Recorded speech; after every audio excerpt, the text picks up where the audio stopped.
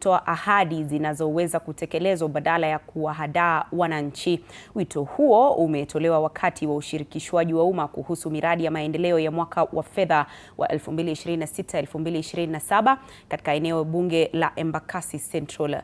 Kazi kwa Embakasi Central walitoa mapendekezo yao kuhusu miradi ya maendeleo, wakitaka fedha za ushuru wa baraza zielekezwe katika elimu ya bure na juhudi za kijamii. Aidha, walisisitiza umuhimu wa kulinda ardhi ya umma iliyotengwa kwa miradi ya maendeleo, ikiwemo ardhi ya Komarok iliyopangiwa kujenga chuo cha kiufundi.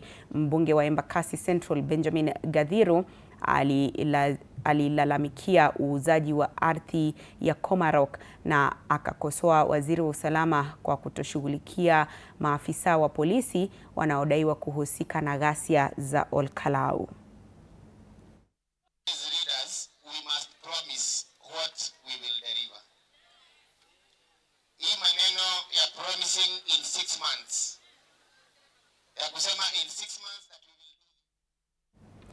Na wanachama wa